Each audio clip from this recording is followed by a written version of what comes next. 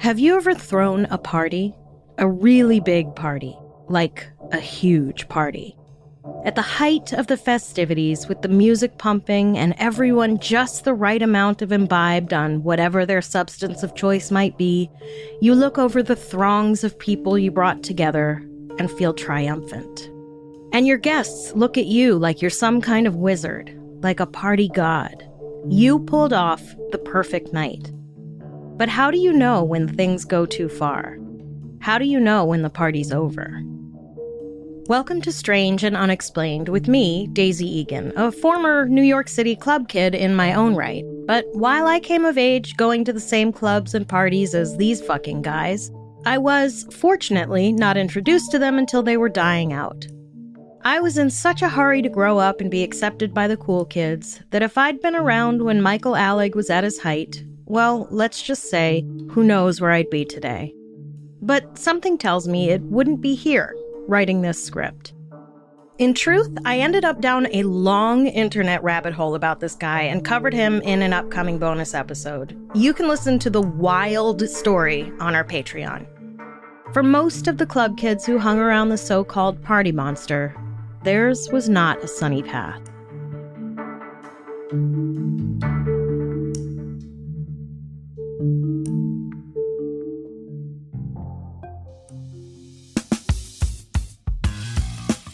I know I have a tendency to harp on about how much better New York City was before it became the corporate hellscape of luxury condos, Chipotles, and completely absurd rents that it is today. I know it may be hard to fathom why I long for a time when it was dirty and grungy and a lot less safe, but it was affordable to live there, so of course I prefer New York City of that time. But it was also a lot more colorful.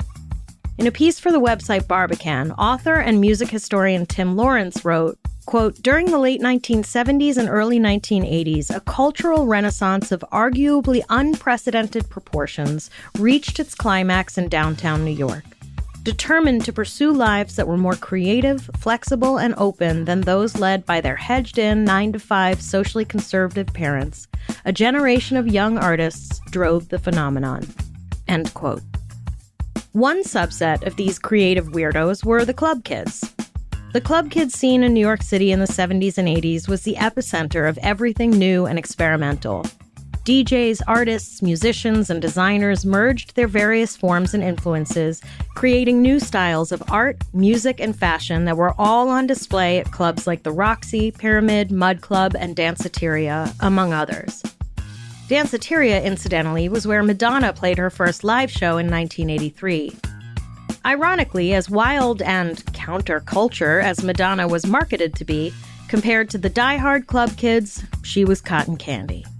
In a piece for Time Out New York from 2014, famous New York City club promoter Rudolph Piper said, "Those were still the good old days of sex and drugs and rock and roll, and thank God we all got plenty of it. The 5 floors of this supermarket of style were where gays, straights, artists, junkies, goths, skinheads, lost uptowners, sexy Jersey chicks, the pinheads, Studio 54, leftovers, BNTs, weirdos from outer space, drag queens, S&M freaks, hookers, performers of all sorts, East Villagers galore, not to mention musicians of all kinds, got together, we lived over there. 7 nights a week after week. It was so good and we all thought it would never end. It was more than just entertainment. It was a lifestyle. And it was a school. People stopped me on the street all the time, telling me how important Danceteria was in giving them a direction and how much it changed their lives, for the better or for the worse. It didn't matter, it was well worth it. And it was at Danceteria where, in 1983, a young transplant from Indiana named Michael Alig got his first nightclub job sweeping floors. Michael Alig was born in South Bend, Indiana, where he grew up with an older brother and his mother Elke, a German immigrant. His father was allegedly an alcoholic and largely absent. Now, as with any infamous figure, Alig's backstory is different with each source you check. A piece in the Village Voice by Frank Owen from 1996 said this, quote, "According to someone who knew him in the early 80s, Alig's German mother was a cold, eccentric woman who liked to dress up like a minor Hollywood starlet and kept her son at arm's length," end quote. And in Owen's book, Clubland Confidential, The Fabulous Rise and Murderous Fall of Clubland Culture, published in 2004, he wrote, quote, "At the age of 5, Michael realized he was gay. I thought God had put a girl's brain in my body and I was the only one he had done that to. At age 7, at his mom's urging, he started to dress up in women's clothes. School chums noticed that when he went to the bathroom, he would sit down to pee like a girl," end quote. However, according to the 1998 documentary Party Monster: The Shockumentary, Alig's own mother, Elka, claims that she didn't know he was gay until he was in college. She doesn't mention anything about him dressing up, and instead of I Love Lucy and Dark Shadows, which Frank Owen claimed were Alig's favorite shows growing up, Alig's mother said they watched gory slasher movies like 1962's Blood Feast. It's a little hard to reconcile these two differing accounts, and who knows if any of it is true. People will often tell you only what they want you to know. I don't know. It just seems to me that if she was going to admit that she watched horrible, gory murder movies with him, she would also admit that he wore girls' clothes, considering where he ended up. Anyway. After high school, during which, according to Tricia Romano in a piece on Crime Library, Alig was relentlessly bullied, he got accepted to Fordham University in New York City, where he planned to follow in his father's footsteps and become an architect. He dropped out after only a semester and did a short stint studying at the Fashion Institute of Technology before dropping out of there as well. Alig spent his days working at Zoot in the Village, the coolest secondhand clothing store on the planet. My older sister had a newspaper cutout of their logo on her mirror when we were growing up, and that made her the coolest. Alig spent his nights working at Danceteria. Working at a nightclub seems like a fun job if you're someone who's super into music and dancing and stuff, except that my older sister had a job one summer as a janitor at Pyramid and spent most of her time cleaning up vomit. At Danceteria, Alig met and quickly ingratiated himself to party promoter Rudolph Piper. Many years later, Piper would tell author Frank Owens, "Even back then, he had an interesting and creative personality. He was a troublemaker, a rabble-rouser, someone who had the potential to lead others. I liked that about him." By 1985, Alig had convinced Piper to let him start his own dance party at one of Piper's clubs. The party, which he called the Filthy Mouth Contest, included an actual contest to see who could say the most god-awful thing into the mic on stage for cash. As Alig began promoting his party all over town, he started collecting a gaggle of weirdos. And before you get upset at me for using that word, please know I mean it as a compliment. As Frank Owens put it, quote, "He zeroed in on an underage crowd, fashion-forward and sexually confused kids fresh off the bus from Port Authority, specimens still young enough to be molded to Alig's warped design. Soon enough, Alig had gathered around him a core group of misfits who were christened the Club Kids by New York Magazine," end quote. Alig was soon throwing parties in the basement of Tunnel, another one of Piper's nightclubs on the west side. But Alig, who was by then dubbed Clown Prince of the Club Kids, often led his ever-growing group of misfits from club to club. It's important for you to get a picture of what these kids looked like. This wasn't high glamour. The aesthetic was a weird mixture of trendy fashion meets clown meets BDSM kink. Everything was strange and over the top. While a lot of the club scene in New York City had become a kind of see and be seen scene, Alig was eager to find a crowd who was a little bit more like him. He told journalist Emma Brox for The Guardian in 2014, "Other people were having a hard time assimilating like I was when I was growing up. I came to New York and provided an oasis where they could come and be celebrated, and we were completely anti-drug in the beginning. It was a very creative, positive thing. Come to New York and join our group where you'll be celebrated for the thing that makes you kooky or the outcast." The parties attracted some folks who were or would become pretty well-known entities. You might have heard of RuPaul. He was one of the Club Kids. As was Calvin Klein model Jenny Talia. But Alig would soon get a lucky break when a beloved figure of New York City nightlife died, which sounds macabre, but it's nowhere near as bad as what was to come. In February of 1987, the famed Pope of Pop, Andy Warhol, died. Warhol had become such a fixture in the New York City club scene that club owners feared his death would be an albatross for their bank accounts. On the cover of the Village Voice, journalist and club kid Michael Musto decried Warhol's death as the death of downtown. Word to city planners everywhere, if the success of your city hinges on one eccentric celebrity, you might want to go back to the drawing board. But there was still some time before New York City lost its soul, and Michael Alig saw Warhol's death as an opportunity to take the reins. Alig was determined to populate this kingdom with his own band of misfits and clowns. In March of '88, Alig landed on the front page of New York Magazine under the headline Club Kids, and in '89, Peter Gatien hired Alig to throw parties at his nightclub Limelight. A piece in a 1996 New York Magazine piece quoted Michael Musto, quote, "Disco 2000 was a whole new world, an alternative reality. It was a place where people who were freaks in school could come from Iowa or New Jersey and reinvent themselves or dress up in their sister's clothes or just be what they wanted to be. It was totally sexy and outrageous and totally artificial, and grown-ups weren't invited," end quote. And for the record, yes, New Yorkers absolutely put Iowa and New Jersey in the same category. If it's not New York, it might as well be Iowa. By 1990, Alig was running parties at Gatien's nightclubs all over town and living out his dream of reorganizing the social structure of New York City nightlife.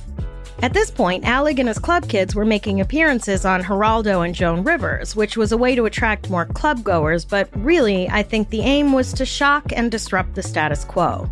It was like subversive performance art, meant to poke fun at capitalism and celebrity using capitalism and celebrity. As journalist Christopher Boland put it in a 2010 feature on Alig in Interview magazine, quote, "Far from a bunch of ecstasy heads lost in strobe lights, the club kids created a youth movement that was an entrepreneurial corporation set upon changing society while working within its preferred strategies. It must have seemed for a while like the club kids really could take over the world," end quote.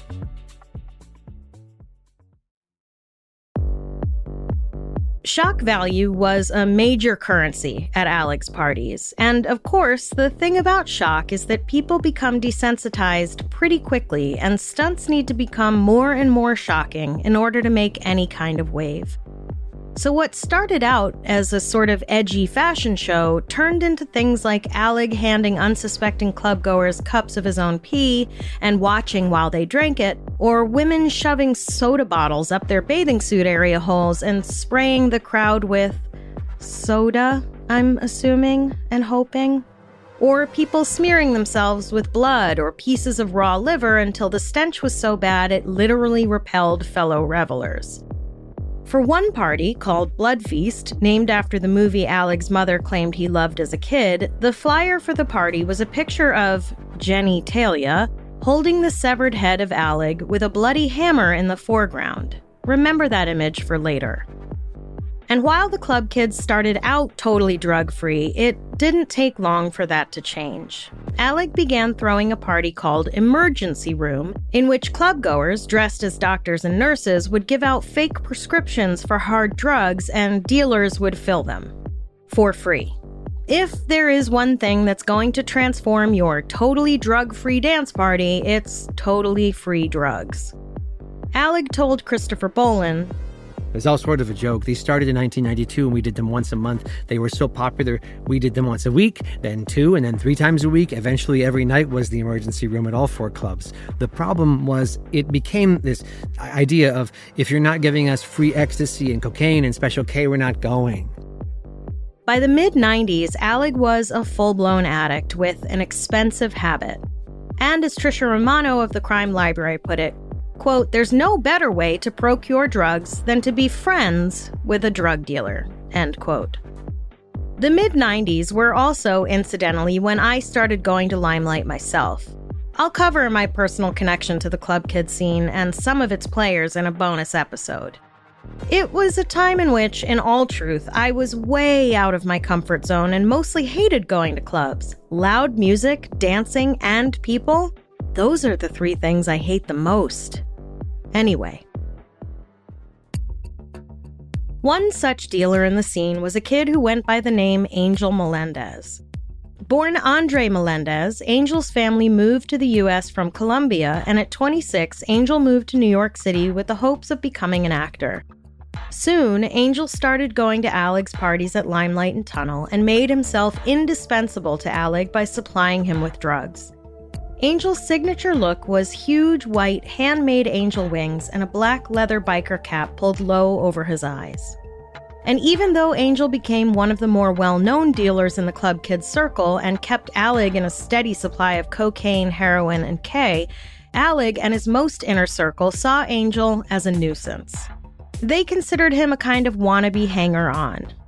That's the thing about being a dealer. You may seem incredibly popular with throngs of people around you all the time, but that doesn't mean that anyone likes you.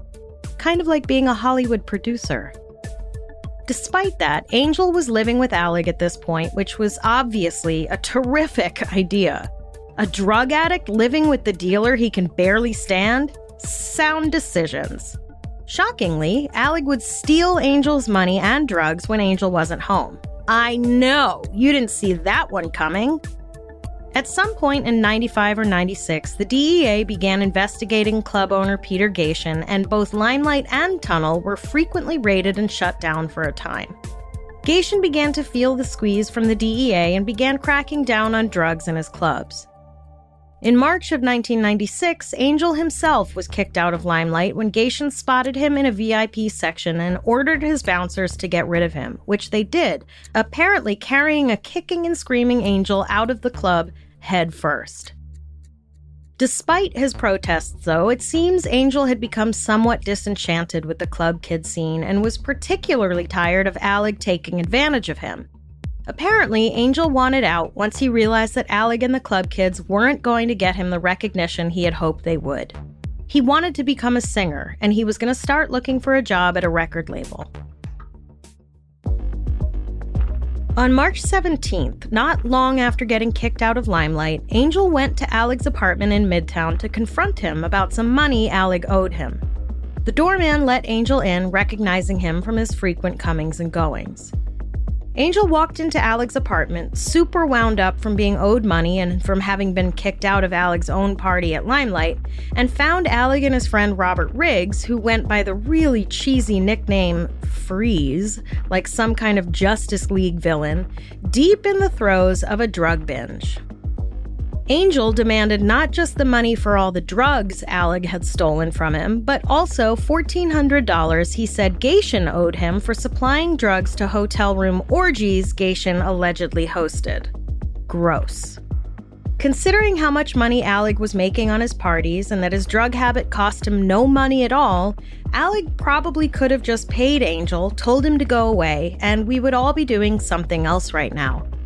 But Alig, fueled by whatever cocktail of illicit drugs he had in his system, as well as an overdeveloped ego, decided a better idea would be to say that Angel could consider all the money he owed him as rent for all the times he stayed at Alig's for free.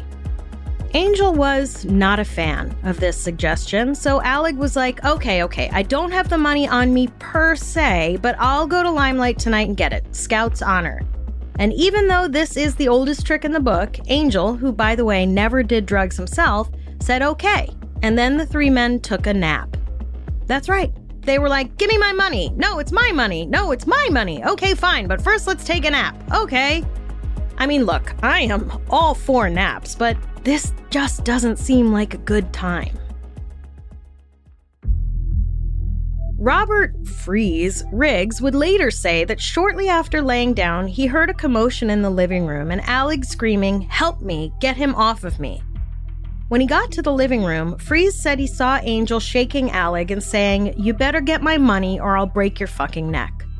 Super helpfully, Freeze yelled, "Yo, why are you yelling at Michael? If it wasn't for Michael, Peter wouldn't give you the time of day."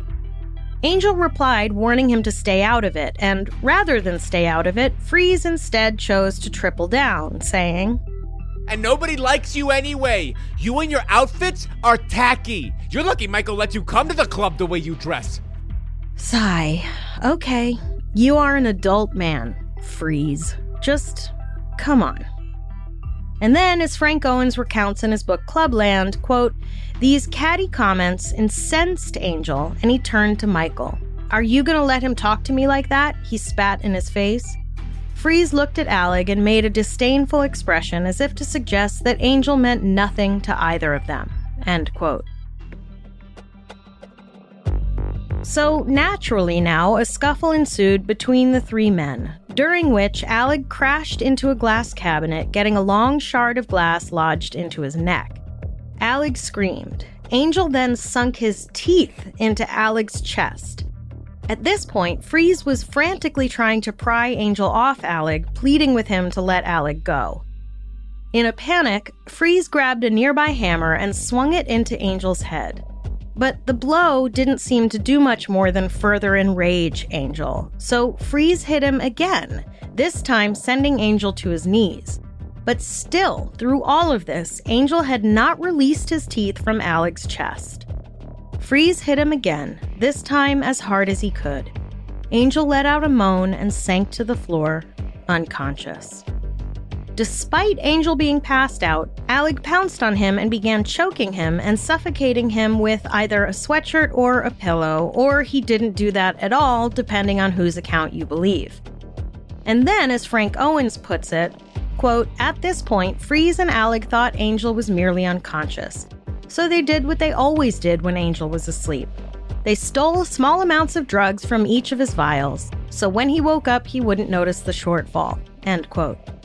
I mean, you can't expect them to make good decisions at this point. A while later, after their drug interlude, Angel was still passed out, so the two men put Angel in a bathtub filled with ice water in an attempt, they would later say, to wake him up. And then Freeze went to get a medical book, because I guess that's a thing a club kid would just have laying around. I mean, Lord knows they probably did deal with a lot of overdoses. Jesus Christ. Anyway, when Freeze got back to the bathroom, he said he found Alig pouring some kind of chemical cleaner down Angel's throat. When Freeze reasonably asked Alig what the fuck he was doing, Alig said, He's been dead for hours. I'm trying to embalm the body. Help me here. I mean... There are differing accounts of this awful murder and what happened next, including from Alig himself, whose own story changed with time. Some versions say Alig injected the Drano into Angel using a needle, and in some versions there was no use of Drano at all. Alig then called his employer, Peter Gatien, because of course he did. I don't know what you do when you commit a heinous murder, but I definitely call my boss first thing. Gatien's girlfriend answered the phone, and I don't know exactly what Alig told her, but whatever it was, she was like, not today, Bob. Call a lawyer. But Alig later said, The first thing we were thinking was if we go to jail, we're going to be sick in 6 hours. So what did they do next? Why, they left to get more drugs, naturally. They leaned a mattress up against the bathroom door and spent the next week doing drugs, and as Jonathan Van Meter wrote in New York Magazine in 1996, they tried to figure out what to do. They allegedly threw parties while Angel's body was in the bathtub and told people the smell was from a broken pipe, like a more awful version of Hitchcock's Rope. But of course, by parties, he probably meant people just came over and did drugs. Freeze later told police that about a week after the murder, the two men decided to cut up Angel's body to dispose of it. Freeze got knives and said he gave Alig 10 bags of heroin to cut up the body. I don't know if he meant as, like, payment, or like that was the amount of heroin Alig needed just to get through the awful task of cutting up a human body. They put the body parts in a cardboard box and sealed it up with tape, and then, instead of using the back service elevator that might have been slightly less conspicuous, not only did they take the main elevator, they asked the doorman for a luggage cart for the box. Then they hailed a cab. The cab driver helped secure the box in the trunk and then drove them to the Hudson River around 25th Street, where the men threw the box into the water. Within a couple weeks of Angel's disappearance, when calls to Angel's beeper went unanswered, his older brother Johnny got worried. He traveled into New York City from Jersey and filed a missing person report, but got the sense that the police weren't that concerned about a missing drug dealer. So Johnny launched his own investigation, visiting morgues, hanging flyers all over downtown Manhattan, offering a $4,000 reward, and visiting any place he thought his brother might have hung out. What Johnny heard over and over again was that Angel's former friend Michael Alig was going around telling anyone who would listen that he killed Angel. But Alig had created such a cult of personality around himself that people thought he was just saying things to be sensational. And when Johnny and his father, who joined his son in New York City from Colombia to help find Angel, asked the club kids to speak to the police, no one would. Mr. Melendez was quoted in an article in the New York Times in December 1996 as saying, "That was the hardest thing. All these club kids knew. They could see the pain, the agony in my eyes, but none of them would help. I don't know who or what they were protecting." Meanwhile, the DEA was still sniffing around Peter Gatien and his nightclubs. In early April, Gatien abruptly fired Alig, who responded by calling journalist Michael Musto, I guess to get his side of the story out before Gatien did? Musto said Alig was jittery and nervous and really on edge. Musto mentioned Angel's disappearance and whispers around the nightlife community about who had done it. 2 weeks later, apparently, Alig called New York Magazine and admitted that he had a fight with Angel over money and knew about rumors of body parts. And yet, police didn't seem to care. And then, on April 23rd, Musto ran another piece in The Voice. He didn't mention names or any identifying details, for liability purposes, I suppose, but outlined the details of the murder, calling the characters the dealer, Mr. Mess, and Mr. Mess 2. And, for the record, the piece claimed that Mr. Mess injected the dealer with Drano. So, there you go. The New York City tabloids picked up on the story, splashing headlines about the missing victim and presumed murderer and the gruesome details. And still, somehow, police didn't seem to care.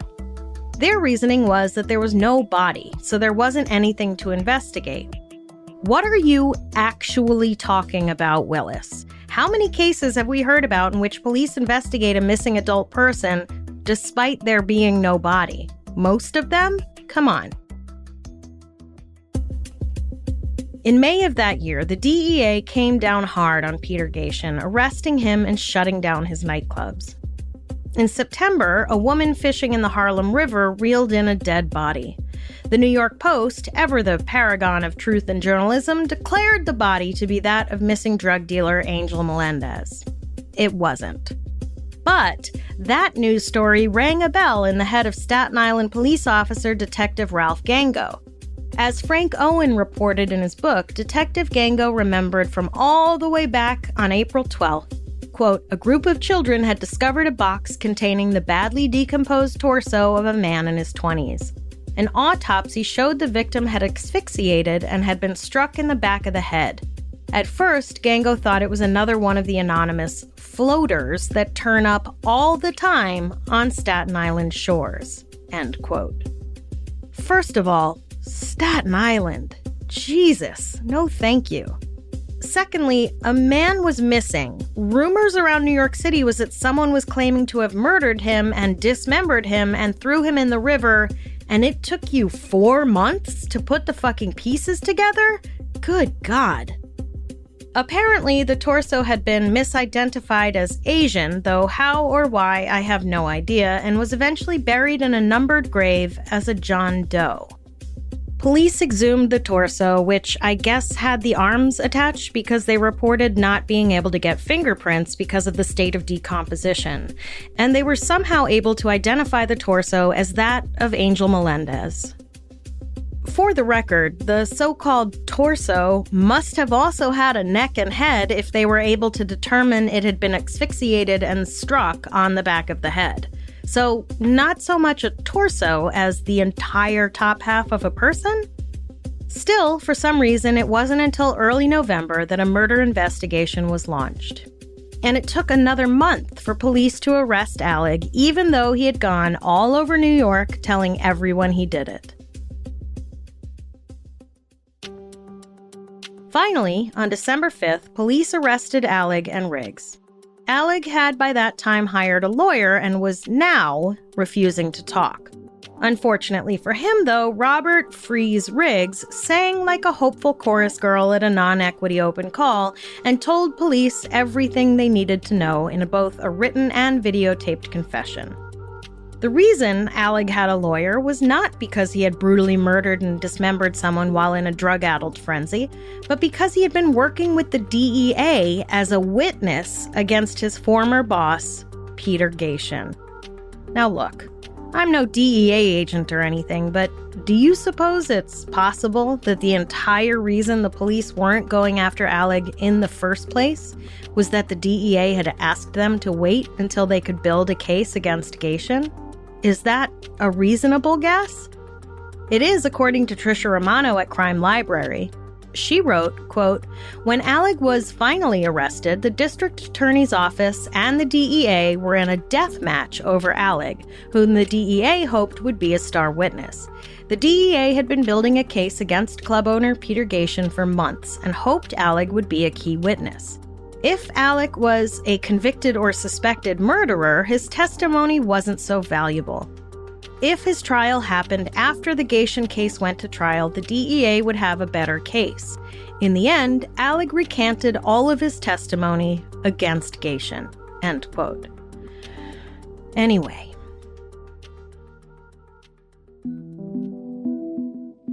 Despite the confession from Riggs, the prosecution were concerned about their chances of convicting Alig because most of their witnesses were, let's just say, unreliable. Ultimately, Alig and Riggs pleaded to first-degree manslaughter for lighter prison sentences.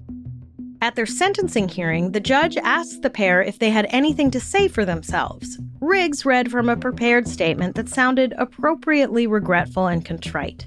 He said, in part, "That I was a party to the death of another human being wounds me in the depths of my heart and soul.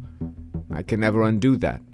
I endeavor to understand the aspects of myself that led me down such a gross and destructive path, but I have yet to come to any definitive conclusions." Riggs was sentenced to 10 to 20 years.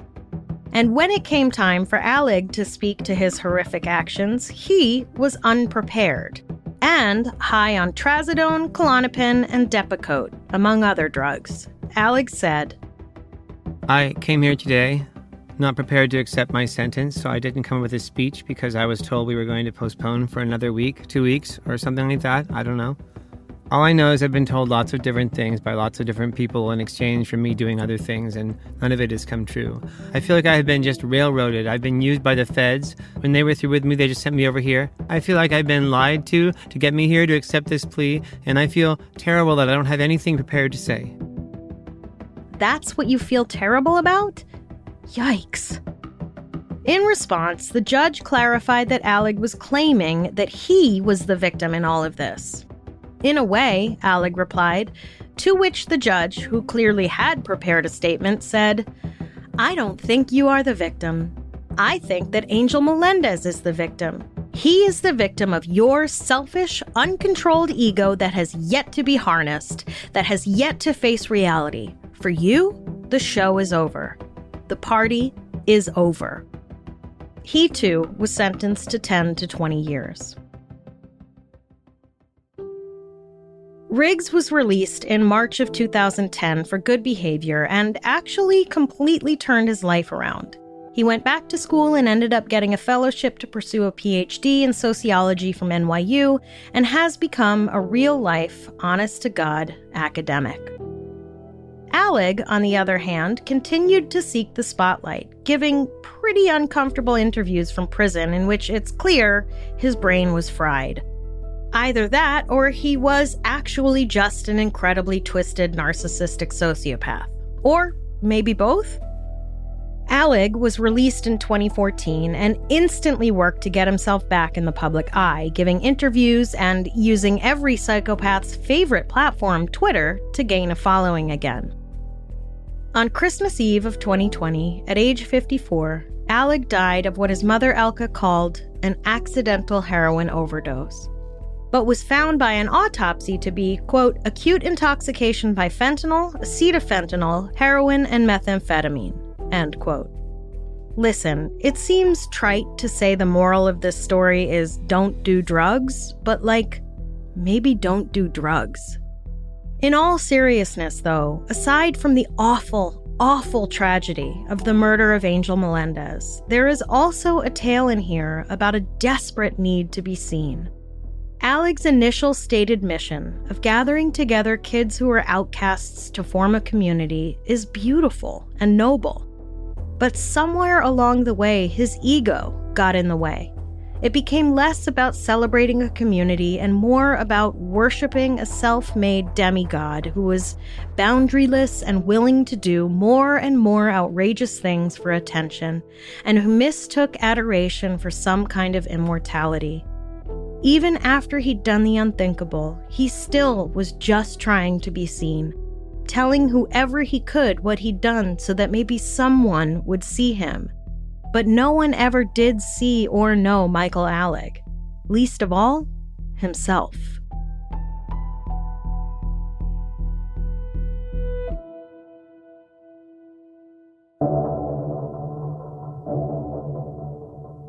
Next time on Strange and Unexplained, when 5 friends pile into their car to see their favorite basketball team, they somehow manage to head down a very wrong path and never come home.